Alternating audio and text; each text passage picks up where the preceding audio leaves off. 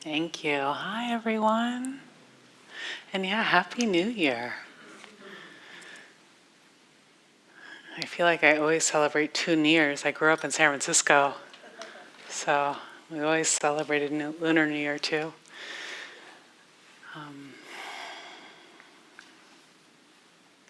And happy Black History Month. Yeah, good answer. Yeah. So really good to be with you.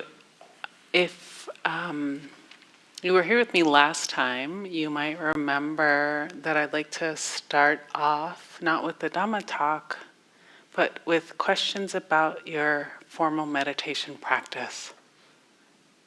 Not all of us meet with teachers or get to go on retreat and ask questions about practice. So, how's it going on the cushion these days? What did you notice maybe this morning or at home? Are there any places that are sticky or confusing, or you don't know how to work with something? Maybe you've been practicing for a while and something new is happening? Happy to answer any questions like that from a few brave souls.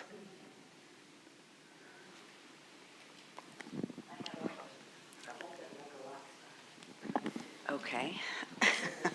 Hi. Hi. My name is Angela.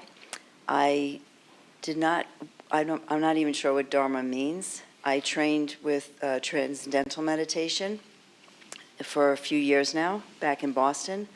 And my question is, how important, or is there an importance in transcendental meditation? We sit in a chair.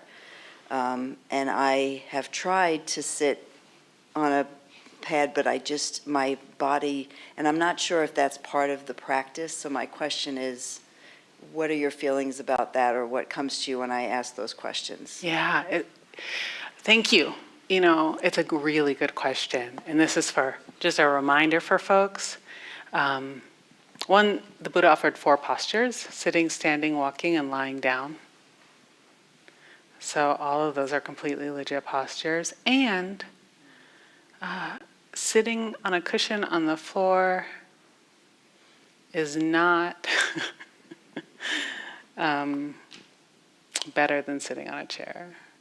And it's so good to remind ourselves of this, because sometimes our bodies cannot sit on a cushion. And it's painful for folks who, at some points in their lives, have to transition to a chair. Because then sometimes we have to learn how to meditate in that posture, right? So thank you for the question. I'm glad you're taking care of your body. Yeah.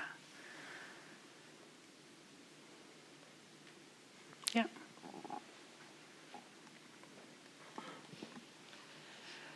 Good morning. My name's Melody. I have fairly long practice, maybe 15 years or so. But just recently, my mind has been very, very busy. Like just chattering. Something, it's about something good, but because I think it's about a creative process that's going on, and so it keeps going back to that. And so the way I'm working with it is I sort of gently step alongside it for like a second or 2 or 3, and then I gently come back to here and now. And I'm doing it all the time, and more than usual.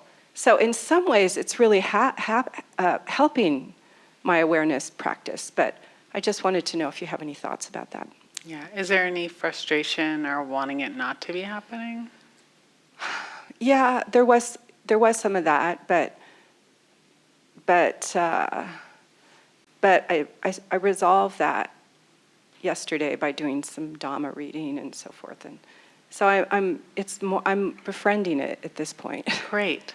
Yeah. So it sounds like it's not a problem. It's just what's happening, right? And we can notice, when causes and conditions change in our lives, content changes, doesn't it? And so also maybe noticing, like, the content happens in the mind, the creativity. So a couple ways of working with it is what you're doing, kind of like walking beside it, and then at some point maybe putting it down, maybe actively. But also we can check out like, oh, what does it feel like to be maybe excited in the body or enlivened? And then rest with that. Instead of just coming back to maybe your anchor, like rest with the uplift of it. Yes, that's what I'm doing, the energy, the effort, that, something wants to be born of this, and Yeah. so be open for that, right? Be open for that. And then also watch like, oh, it's a little bit of a hook. Like, I'm going to, figure out the next step on my creative process. It's like, of course. And that's exciting. And it is valuable to set aside time for dedicated practice. So sometimes when I have a lot going on, I just remind myself, okay, right now we're just meditating. We can think about that in 20 minutes. All right. Yeah. Thank you for your question. And maybe we have time for one more. What about your practice? Anything up? Questions?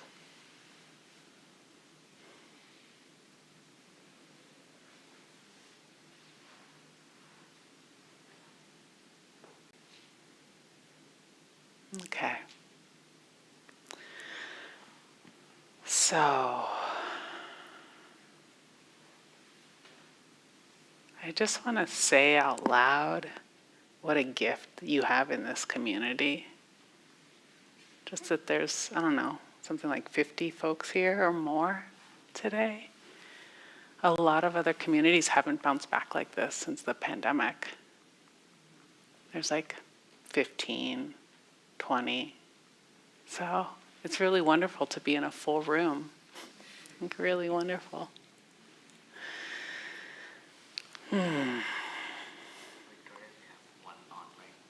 Yeah. Yeah, oh yeah, one online question. Yeah, sure.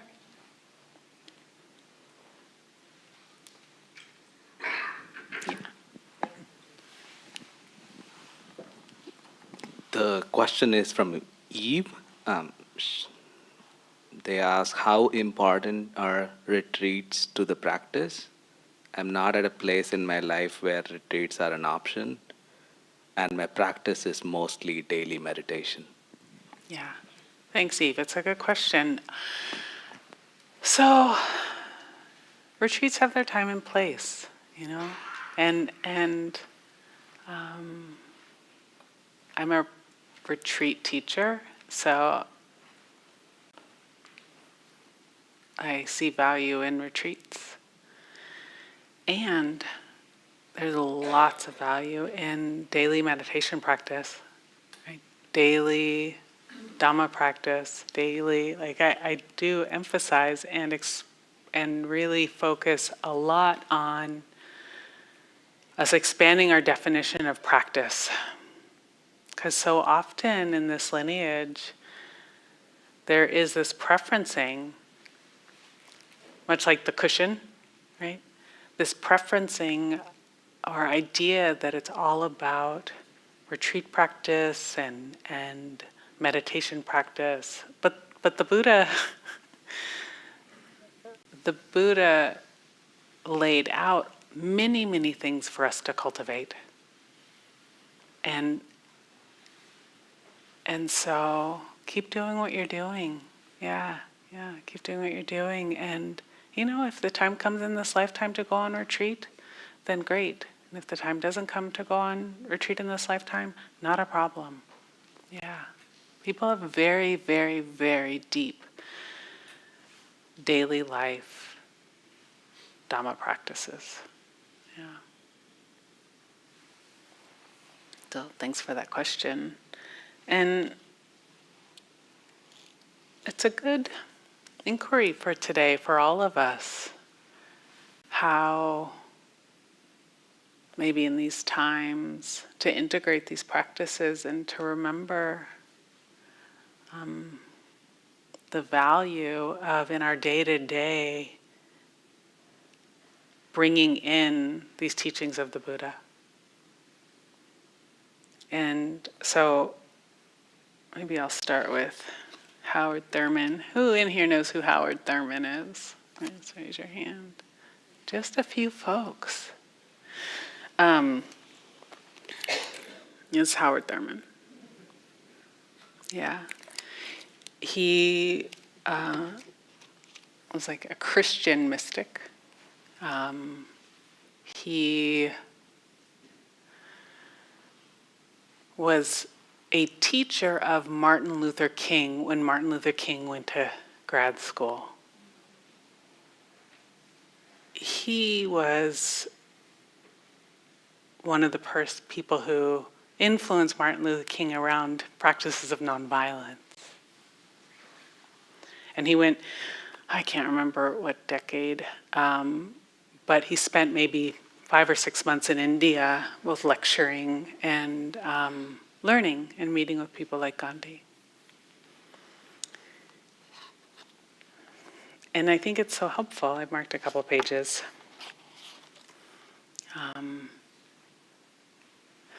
Sometimes when things are changing very rapidly, like they have over the last week or so, we have a very short memory. But maybe Howard Thurman wrote this 50s or 60s. He says, remain at peace. Accustom yourself to remain at peace in the depth of your heart in spite of your restless imagination.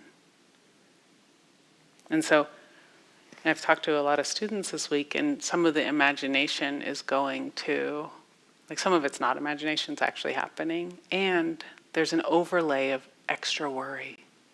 Yeah.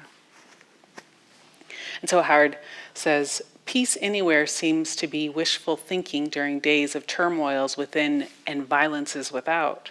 Peace of mind, peace of heart, peace of home, peace of country, peace of world, peace of cosmos. It does not matter which. The same sense of pinpoint unreality pervades. There seems to be a vast stirring of energy, malignant and unstructured, that catapults to the surface all kinds of disharmonies, conflicts, and disorders.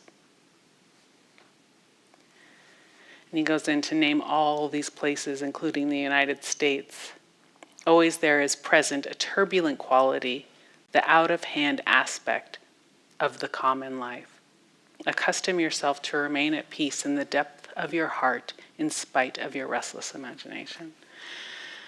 So it's a reminder, right, that this is this human life. These vicissitudes. And I think it's so helpful, like, to remember, how can we find our center in the midst of it all? Again and again and again and again. Right? And this is what our practice trains us to do, doesn't it? Like, notice the mind getting caught up and come back. Notice what's happening in real time in our hearts and minds. Right? Noticing if we're caught in grief and despair, and then knowing how to meet with that with a lot of kindness.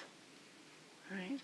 So for some folks, that's the practice right now. It's some grieving practice. For some folks, it's practice of being with anger or rage. And someone yesterday asked me, kind of gave this big question around, I'm feeling so much anger, so much rage, and I know that I'm supposed to have compassion, but how can I have compassion? Just really upset. And then I gave like a classic teacher answer, but we misunderstood each other. And then they were upset with me, which is okay.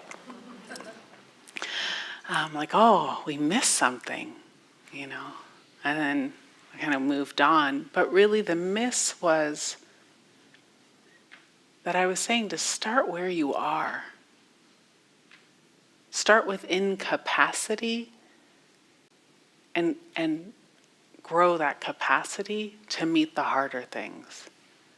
And this person thought I was saying, be compassion with all the folks who are causing harm. Like maybe you're not there yet, right? Can we know we're not there yet? And then be compassionate for what that feels like for ourselves, for our anger.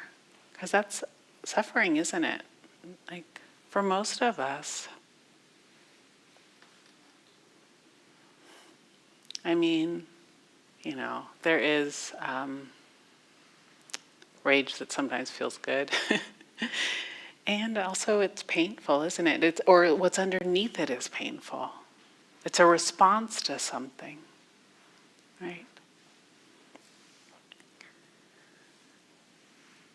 So I'm just going to give lots of tips today about how to be with things right now.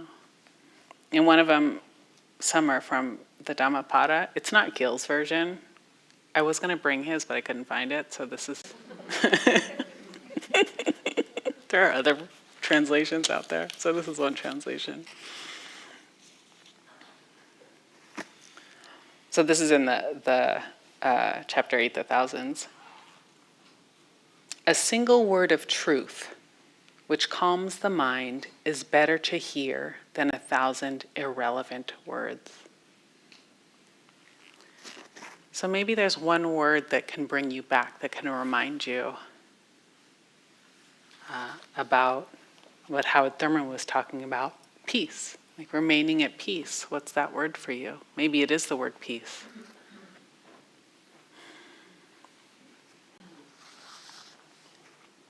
A single verse of truth which calms the mind is better to hear than 1,000 irrelevant verses. So I think this is pointing to, maybe there's a chapter in a book, Dhamma book, like that's helpful for you to remember, to reference, to come back to again and again and again. I bet some of you here have quotes on your walls or reminders on mirrors. Maybe we need to expand those. Put them in our wallets. Just post them everywhere. Yeah, it was so nice walking up. I parked down here, and on the side it says insight. Oh yeah, insight. And then that reminds me, these teachings, what builds to insight? If we think about the Eightfold Path, there's this bucket of sila, our ethics, and then there's this bucket of concentration, and this bucket of wisdom arises just like that. I'm going to read a couple more.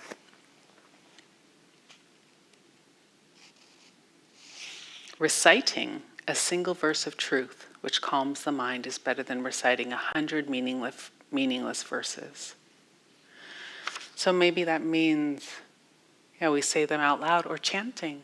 Maybe some of you have a chanting practice that's supportive to you. They're just all reminders.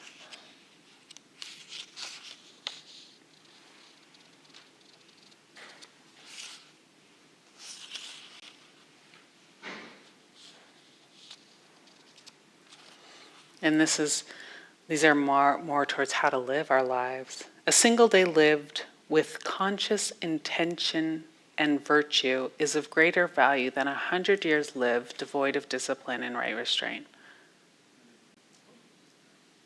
A single day lived with conscious intention and virtue is of greater value than 100 years lived devoid of discipline and right restraint. And then it repeats, and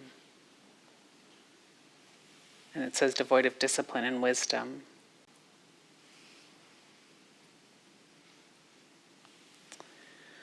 So just in a single day, how we spend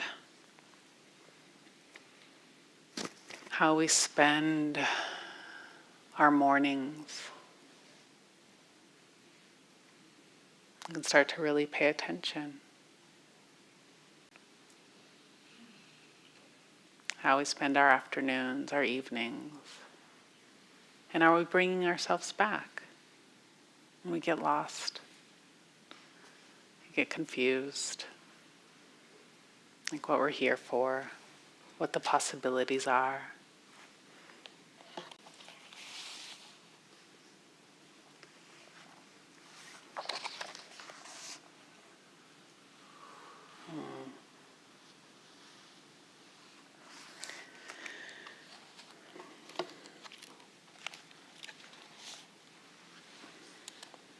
More reminders.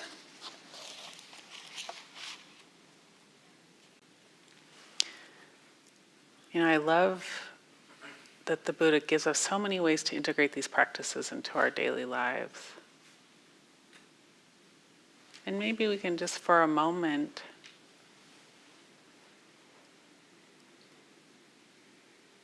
make an intention. So I'm going to give many different ideas, and maybe one sparks you. So I'm just going to say some words. Because I think that what can happen when things are chaotic in our world is that we can get overwhelmed and have a lot of doubt and then not know what to do. Or not think that we have any power to do anything. And is that true? It is not true.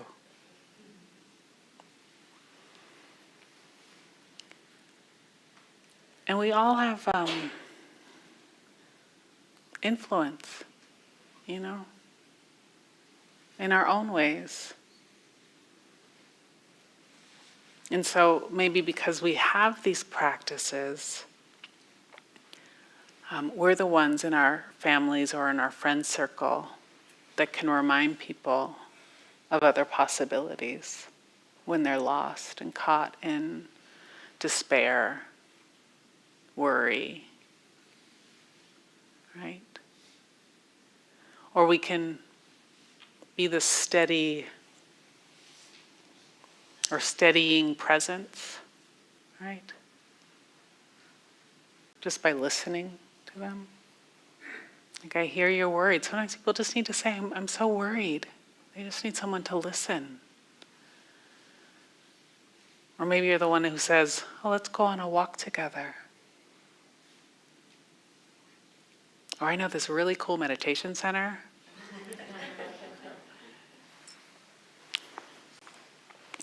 All right, so here are some words.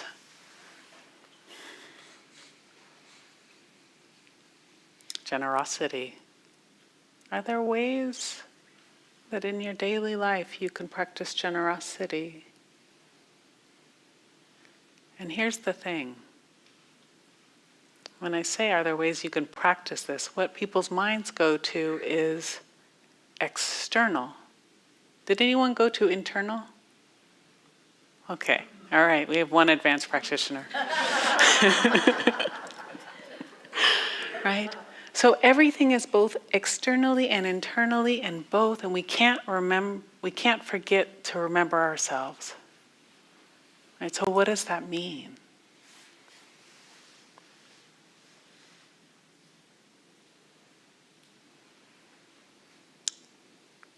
Wise speech, right? The sila piece. How can we practice doing no harm in thought, word, or deed?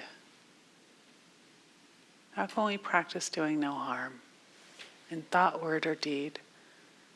Internally, externally, and both.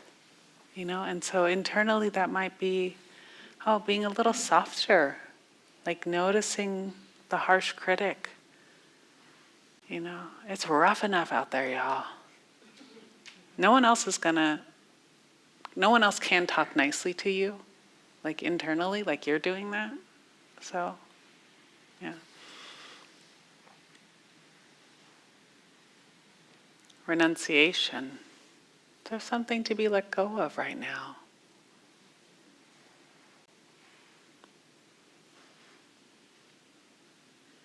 For some folks, it's news light right now, right?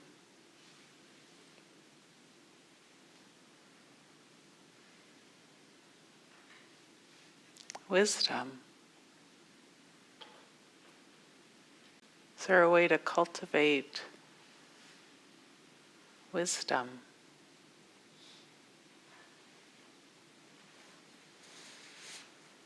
And one of the ways I think about wisdom or insight, if we call it insight, is are there ways right now to cultivate our intuitive knowing and really deeply listening to ourselves? Which is not so easy sometimes, because sometimes we don't like what we hear. Like, oh. I said, so the other day I was talking to one of my best friends, I think just yesterday, and just getting caught up. We hadn't talked in a while. And then I started complaining about one of my siblings, who I complain about a lot. They probably complained about me a lot too. And I could tell my best friend was so irritated with me because I complained about this sibling a lot. I was like, oh, there's something in me that knew, like, oh, I need to stop complaining about this sibling. And so we can notice, like, oh, what are we complaining about that isn't actually helping anything? But I wouldn't have, this is why friends help. Because they can reflect us back to ourselves. But oh, this is some intuitive wisdom. Like, oh, the felt sense of what it feels like to complain without action.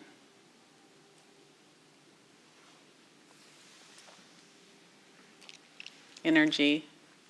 You can notice, how are we spending our time and energy? Are we spending it complaining? Are we spending it avoiding that which maybe should be met with some care, which is the definition of suffering? Right. Other options are patience. Can we practice patience? You don't have to choose all of them. I'm just naming a whole bunch, and if one really resonates with you, maybe that's your thing for right now. And we have to have so much patience in this life and in these practices, don't we? Because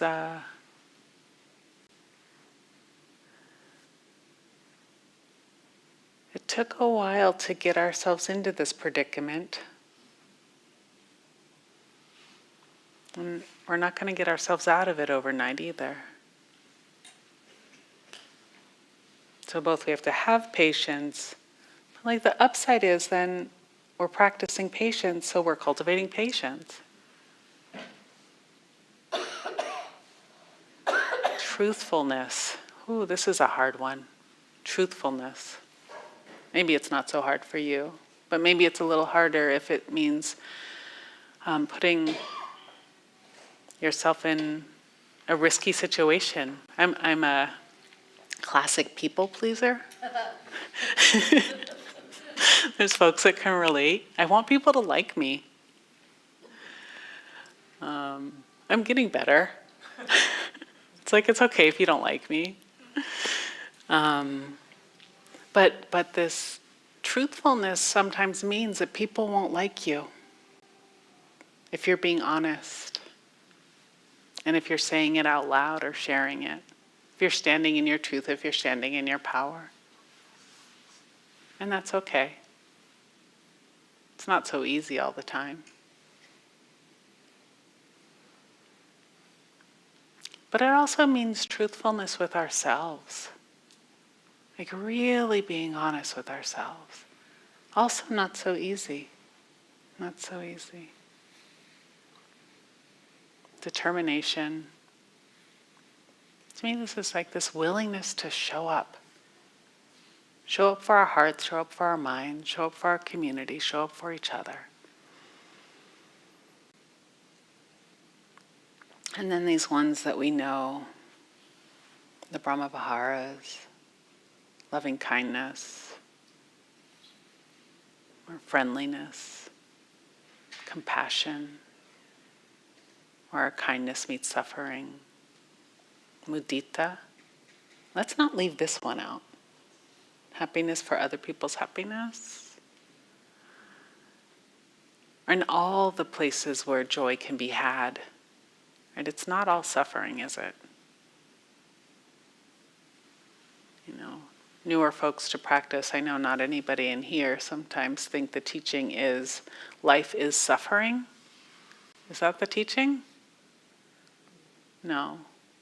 There is suffering, but life is not just suffering, although sometimes it can feel like it is. So remembering those places that uplift, that bring joy. You know, yesterday I called a friend who has, they have a 4-year-old, they just turned 4. Like sometimes I just need to see this 4-year-old being's light. So I FaceTimed and, you know, I don't know, they just take me out of any worry. I'm like, all right, this 4-year-old's got it. We're in good hands. And then equanimity. Like finding some balance in the middle of things. Not so easy. Not so easy.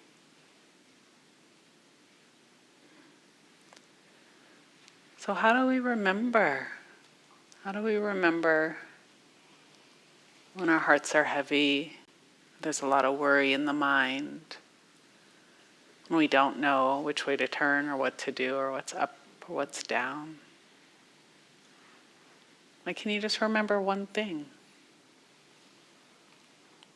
Not one thing I tell you to remember, but one thing that's sparked in your own heart. Whether it's to be more loving, be more honest, be more truthful. Remember peace. The possibility of awakening even, right? Wisdom, insight.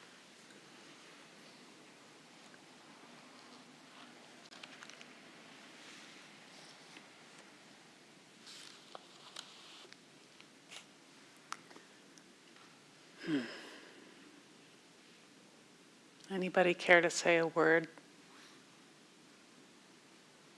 I'll repeat it. You can just say it out loud. Anything came to you like, oh, that's mine. I'm going to work on that one, Victoria.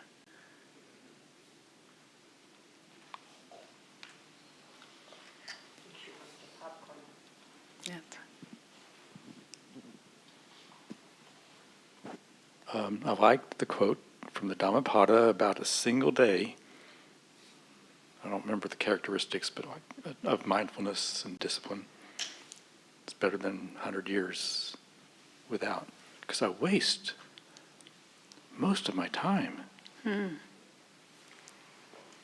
Yeah. I know better.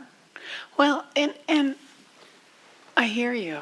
And it is good. It's such a good reminder. It's just a single day. You know, what if it's this day always, you know? This day that's a practice day, and then just a wholesome day spending time. And watch the mind being judgmental. Include that too. Like, Oh, I can say it cheerfully. okay. Yeah. Don't worry about that. Okay. Great. I'm just saying. Yeah. The quote got me. Yeah. Okay. Thank you. Yeah. It's a good quote. A single day lived with conscious intention and virtue is of greater value than 100 years lived devoid of discipline and right restraint. And what chapter in the Dhammapada is that? It's 8. Yeah, the thousands. Thank you. Yeah. Thanks. Yeah. Generosity, really,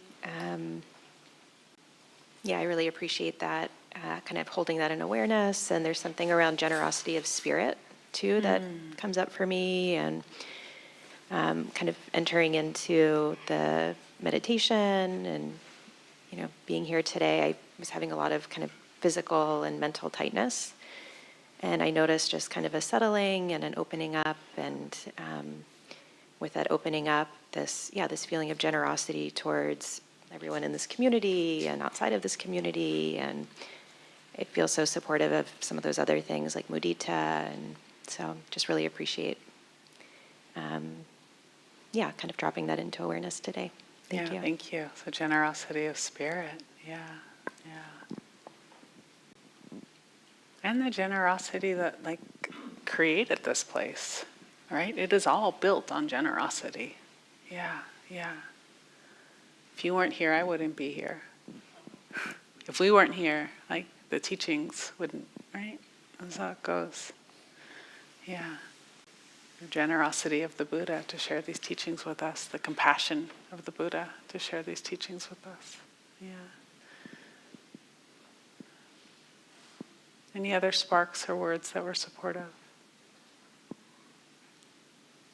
It's going to be your word today, this week, this month.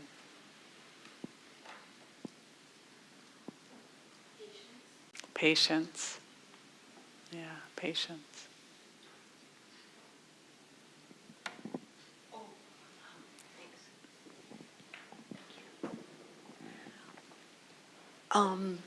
I was kind of sparked by no complaining. Don't complain. And I wonder what is that's the negative of it. I can see where complaining kind of releases some of that rage or, helplessness or frustration in little things and in big things, But what's the positive? The flip side of it. Yeah, to me, it's a motivator to take action. So, I can complain about my sibling, or I can just have a difficult conversation with my sibling, right? Or I can choose something else, like their birthday's coming up,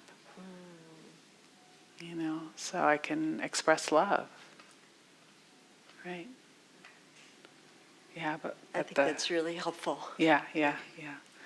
So we just have about 5 minutes, and I'm done talking. But maybe there's some questions about practice in general, about expanding practice. I'm about a step behind you because I'm still on the what sparks. Oh, yeah. Yeah. What sparks? Yeah, please. For me, it's truthfulness. I'm going to be visiting a friend in Florida, not my favorite place, but she's a dear friend.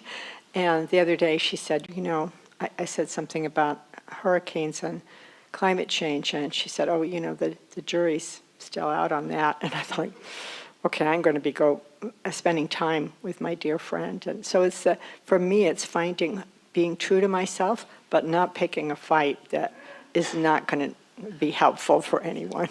Yeah. And to not sow more division. It's like, oh, where can we meet? Where can we meet? We can know for ourselves when we're stuck in a position. There's no amount of anybody telling us anything that's perhaps going to convince us otherwise. So it is good to find those common places to meet, or, yeah. Just a couple more minutes. Yeah. Here and then here.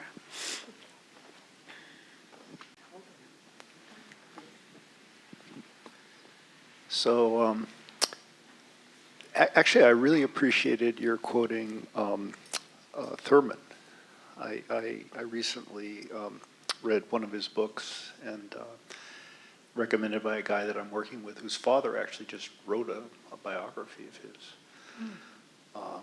But yeah, so that resonated, and I appreciate the fact that he came out of a different tradition. He was a Christian, but yet there's some level there's a lot of overlap with our practices. I guess the only thing that I also say that came up for me, and it wasn't prompted by any one specific quote or thing you said, but I find myself more and more, kind of overwhelmed by the neurotic egotism of the times we live in this kind of preoccupation with ourselves and everything, and contrasted with the truth of non-self, and that we're all connected. Yeah. And so I often find myself, when I'm outraged and seeing what's going on, I think of that, and realize that I think a lot of the stuff that we feel is coming from that connection with everybody else that's experiencing other stuff. So. Yeah, and how do we balance that, right? Yeah, and then there was one person right behind you. This is a question on the practice. How does the practice look like and feel like when you're not formally sitting? Yeah, it's all of these things, everything that I've said. So it's can I be patient while waiting in line or for waiting for my family to come out to the car, right? Can I find ways to be generous with my spirit, maybe smile at another, right? Can I find ways to, when the critic comes, to meet that critic with some kindness, right? Can I notice when joy is happening and be with it fully?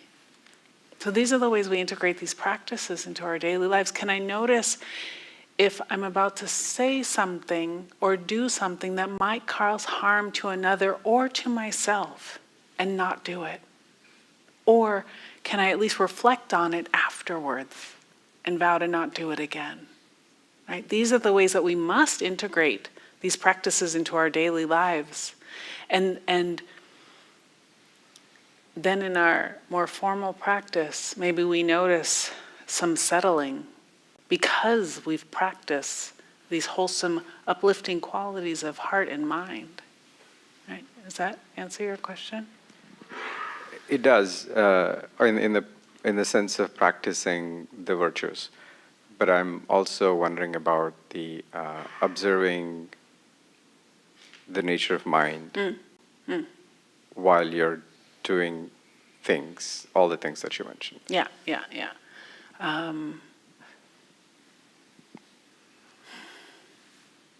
So I think it's helpful to build in some pauses, right? So just if the mind is not like knowing what's happening when it's happening throughout the day, to build in some pauses or cues to help bring you back. Like it could be every time you walk through a doorway, like you just take a beat and take a pause. Or every time a plane flies overhead, you pause and you send metta, right? But it's get the pause in there, and or right when you wake up in the morning, you lay with yourself and with your breath, and when you're about to be upright, right? You're sitting up. When the legs are moving out of the bed and feet are going on the ground. When you're standing up. And make these habits. And this way you're bringing in moments of mindfulness throughout the day. Is that helpful? Okay. So we have to stop. I'm really appreciating being with you today. And so we want to dedicate the merit of our practice.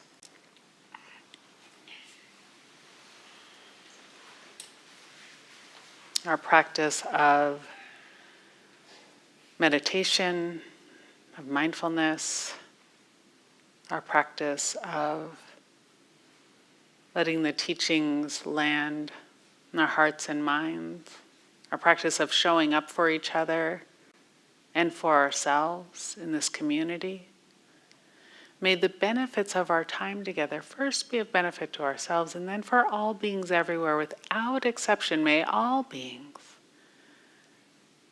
be safe and protected from all internal and external harm. May all beings be peaceful and happy as possible.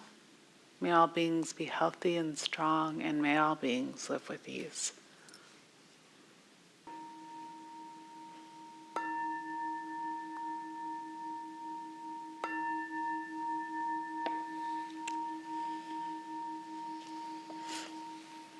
Thank you all for your kind attention and for showing up. So good to be with you.